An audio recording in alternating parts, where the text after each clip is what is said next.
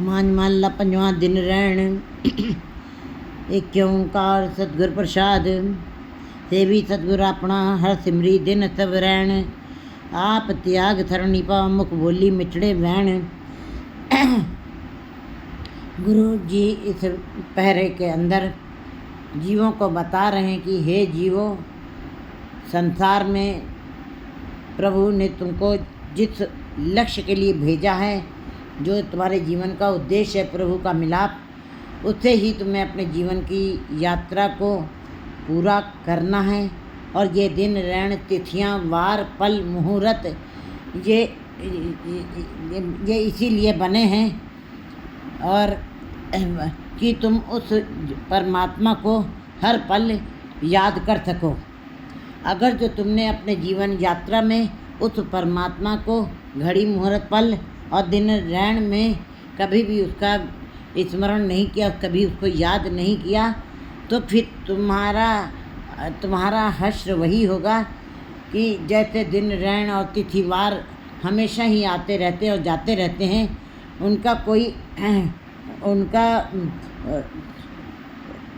उनका आना जाना सदा ही बना रहता है। वो हरदम आते रहते हैं, हर पल आते रहते हैं, दिन ऋण तिथियां वार सब आते रहते हैं। अगर जो तुमने परमात्मा का नाम इन तिथियों वारों के अंदर नहीं जपा, तो तुम्हारा जीवन निष्फल चला जाएगा, व्यर्थ चला जाएगा। इसलिए गुरु जी इस पहरे के अंदर जीवों को उनके लक्ष्य को बताते हुए कह रहे हैं कि तुम अपने सतगुरु के साथ जुड़ करके, हे प्रभु मैं तुम्हारी सेवा करूं। जब जीव के अंदर ये इच्छा पैदा होती है कि मैं अपने जैसे दिन ऋण आ रहे हैं और तिथिवार आ रहे हैं, मैं उसके अंदर जब कोई अभ्यासी जीव नाम जपता, क्योंकि 12 माह ऊपर बीता है, उस 12 माह में भी यही बताया, जिन्होंने भी परमात्मा के नाम को जपा उनके सारे कार्य, उनकी जीवन यात्रा सफल हो गई है। बस उसी को आधार बनाते हुए फिर इस पहरे को भी गुरु जी बता रहे हैं कि जिन अभ्यासी जीवों के अंदर अपने परमात्मा के नाम की इच्छा पैदा हो गई है, कसक पैदा हो गई है, वे यही कहते हैं उस ईश्वर के आगे कि मैं सदा ही अपने सतगुरु के साथ जुड़ करके मैं तुम्हारी याद में जुड़ा रहूं। क्योंकि सतगुरु के साथ जुड़ना, सतगुरु क्या है? सतगुरु ज्ञान है, सतगुरु अज्ञानता को दूर करता है, सतगुरु शब्द है, शब्द गुरु सूरत धुन चेला। अपने को, अपनी सूरत को, अपने ध्यान को उसके अंदर लगाना है, शब्द के अंदर। और गुरु प्रकाश है, गुरु शब्द है, उसके साथ जुड़ करके जीव जब जुड़ता है अपने सतगुरु के साथ, हर सिमरन दिन सबरण और रात दिन उसी का स्मरण करता है, अपने मन में उसी की याद करता है। रमैया के गुण चेत प्राणी, कौन मूलते कौन दृष्टानी। उसको इस बात की पता लगता है कि मेरा मूल परमात्मा का नाम है। वो दिन ऋण फिर ये इच्छा उसके अंदर पैदा होती है कि मैं हे परमात्मा, मैं रात दिन तेरे ही गुणों का गान करूं। आप त्याग सरणी पर, मैं अपने अंदर से मैं मेरी के भाव को त्याग दूं, क्योंकि जब तक जीव के अंदर अहंकार का भाव बने रहेगा तब तक दुई न बसे एक ठाए। जहाँ पे अहंकार है वहाँ निरंकार नहीं हो सकता, जहाँ निरंकार है वहाँ अहंकार का त्याग करना ही पड़ेगा। आप त्याग सरणी पर, मेरे अंदर से आप अहंकार के भाव को निकाल दीजिए और मैं तुम्हारी शरण में तब आऊँ जब मैं, क्योंकि जैसे हम गुरुद्वारे जाते हैं या किसी भी पवित्र स्थान में जाते हैं, वहाँ पे चप्पल या जूते बाहर उतार के जाते हैं। क्यों उतार के जाते हैं? इसका एक अंदर रहस्यात्मक भाव है कि उसके अंदर कीचड़ लगा है, मैल लगी है, और पवित्र स्थान के ऊपर ऐसे अशुद्ध वस्तुओं को नहीं ले जा सकता है। इसी प्रकार जब हम उस पवित्र स्थान पर जाते हैं, मंदिर मस्जिद गुरुद्वारे, वहाँ पर भी हमको ये अहंकार रूपी मैल को, अहंकार रूपी कीचड़ को त्यागना पड़ेगा। तब उस पवित्र स्थान पे जब पहुँचेंगे सरणी पर, तब उसकी शरण में जब जाएंगे, मुख बोली मिठड़े बहन, फिर हे परमात्मा मैं तुम्हारे उस पवित्र दरबार में आऊँ और मैं अपने मुख के साथ तुम्हारे ही मीठे वचनों का गान करूं। मेरे अंदर और कोई संसार के विकारी चर्चा ना चले, विकारी शब्द ना चलें, ऐसी बात अंदर से ना निकले, ऐसा विचार अंदर से पैदा ना हो जो किसी को चोट पहुंचाए, जो पाप बन जाए। मैं अपनी रचना से, मुख से तुम्हारे मीठे वचनों को ही बोलूँ। जन्म जन्म का बिछड़िया हर मेलो सज्जन सैन। क्योंकि ये जीव फिरत फिरत बहुते जुग हारियो मनुख दिलई पे, बहुत जन्मों के बाद जो है ये मनुख देही मिलती है। 84 लाख जूनियों को के अंदर से निकलने के पश्चात मनुष्य जन्म प्राप्त होता। बड़ा दुर्लभ जन्म है, मानुष जन्म दुर्लभ है, मिले न बारम्बार। कहते जैसे पत्ते ज़मीन पे गिर जाते हैं, दोबारा नहीं जुड़ सकते हैं पेड़ के साथ, इसी प्रकार ये जन्म बार बार नहीं मिलेगा। इसको जीवों को जुए में, संसार में, बाजार में नहीं बिता के चला जाना चाहिए। जन्म जन्म का बिछड़ा है मेलो सज्जन सैन।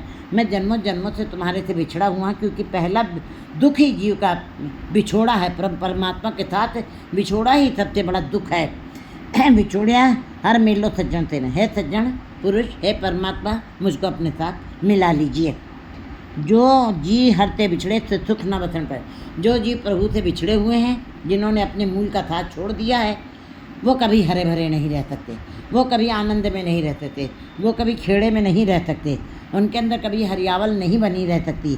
जो जी हरते बिछड़े से सुख न बसन पर, उनके अंदर सुख का वास नहीं हो सकता। हे मेरी बहनों, हे मेरी सहेलियों, हे मेरी सखियों, इस बात को अच्छी तरह समझ लो।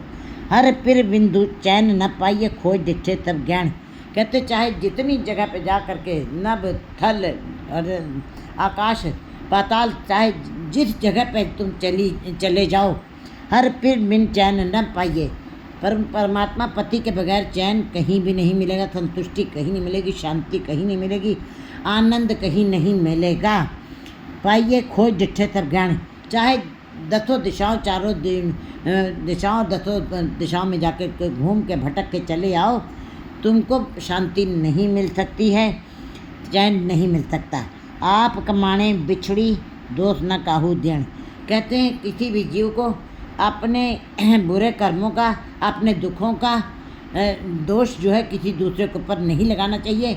वाणी में भी गुरु जी ने 52 अखरी में भी बताया, दद्दा दोष न देई, दोष कर्म अपने जो मैं किया सो मैं पाया, दोष न दीजिए अवर जना। कहते किसी को वो दोष न रखो। ताप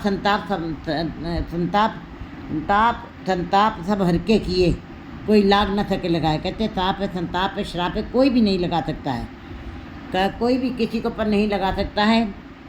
ये सब हरि के दरबार से, उसके हुक्म से, दूर दरगाह से ये सब अपने आप ही लिखा पढ़ा होता है। इसलिए किसी के ऊपर नहीं दोष लगाना चाहिए। अपने कर्म हर आप कमाने बिछड़ी, अपने कर्म किए गए कर्मों के कारण तुम बिछड़े हुए हो, दोष न काहू देण। इसलिए तुम किसी के ऊपर दोष नहीं रख सकते और ना रखना चाहिए। जो परमात्मा के नाम के साथ जुड़ते हैं उनको इस बात की समझ आ जाती है कि दुख सुख दोनों सम कर जाने और मान अपमाना, लोहा कंचन थम कर जाने ते जग तत्व पहचाना। कि जो इससे ऊपर उठ गए हैं, उन्होंने ही परमात्मा के तत्व को पहचाना है। बाकी सब संसार और बाजार में ही रह जाते हैं।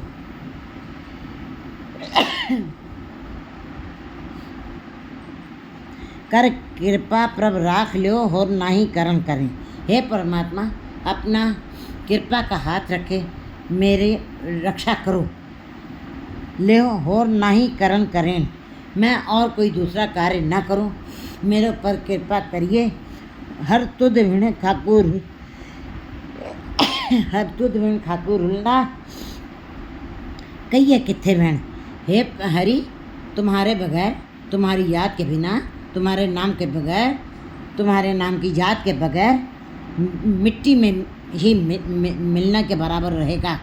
जीवन निष्फल चला जाएगा, व्यर्थ चला जाएगा। मैं खाक में ही मिल के रह जाऊँगा, मेरा कोई अस्तित्व नहीं रह जाएगा।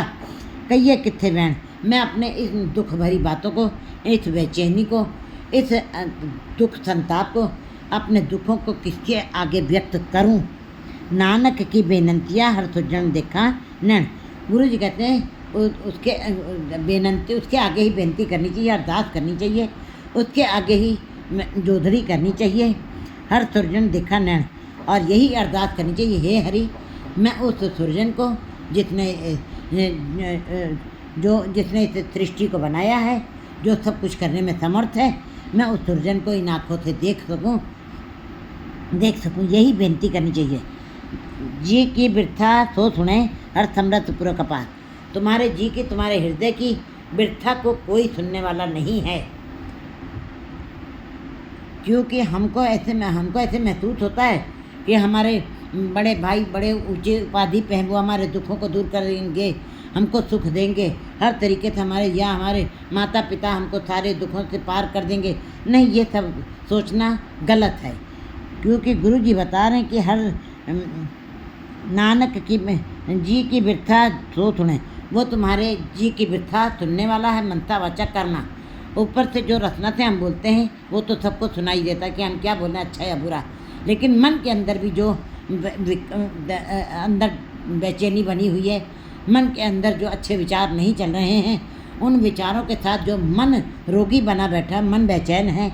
मन क्यों बेचैन है, इसके लिए गुरु जी बता रहे हैं कि तुम्हारे जी की, तुम्हारे मन की व्यथा को सुनने वाला सुने हर समृत पुर कपार। वही परमात्मा हरि जो समृत है, वो जो सारे कार्यों को करने में समर्थ है, जिसके पास वो पूर्ण वो महाशक्ति है, वो महासूर्यों का सूरज है, वहाँ महाशक्तियों का शक्ति है, वही सब कुछ करने में समर्थ है, पूर्ण पुर कपार।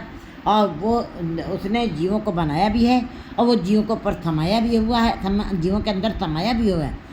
लोहार ने शस्त्र बनाए, लोहार उनके अंदर नहीं रमा है। कुम्हार ने बर्तन बनाए मिट्टी के, वो उसके अंदर नहीं रमा है। सोनार ने गहने बनाए, वो उसके अंदर नहीं रमा। लेकिन परमात्मा ऐसा समर्थ है, वो सबके जीवों को बनाया भी है उसने और पुरुष उसके अंदर थमाया भी है, रमा भी हुआ है। जैसे फूलों के अंदर खुशबू और शीशे के अंदर अक्स, इसी प्रकार वो दिखाई नहीं देता, लेकिन वो रमा हुआ है पूरन पुर कपार। वो अपार है, उसका कोई चीरा माप नहीं सकता है, वो अनंत है, वो बेअंत है। मरण जीवन आराधना सबना का आधार। जीवों को परमात्मा ने 84 लाख जूनियों को मनुष्य को ही प्रधान बनाया है, मनुष्य को ही ठेकेदार बनाया है, 84 लोग जोनियों का सरदार बनाया है और सबको मनुष्य कब्जे में कर सकता है। परंतु इसीलिए मनुष्य के अंदर परमात्मा ने अपार बुद्धि डाली है, मत डाली है और विचार डाले हैं और सुंदर शरीर की रचना की है, सोचने की शक्ति दी है।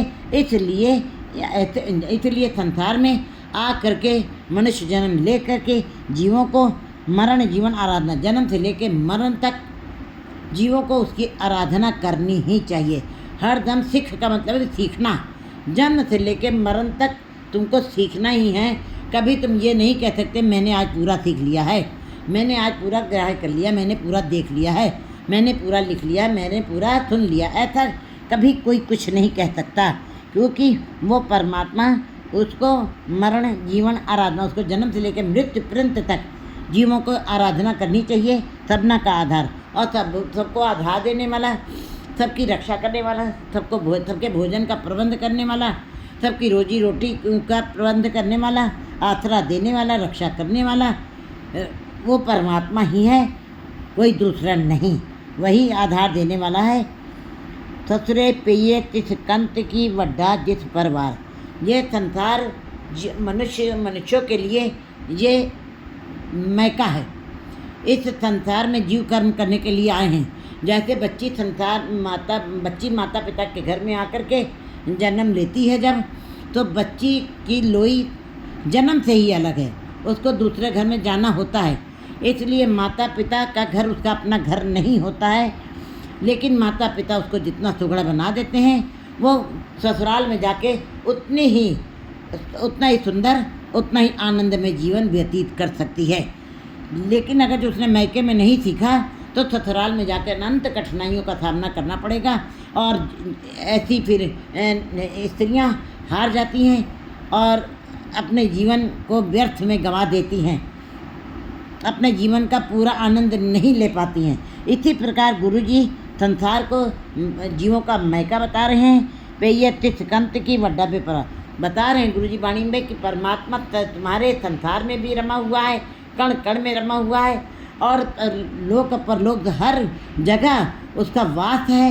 जैसे फूलों में खुशबू है बसी हुई है, इसी प्रकार वो परमात्मा कण कण में विद्यमान है। ससुरे पेये तिस कंत की वड्डा जिस परवार।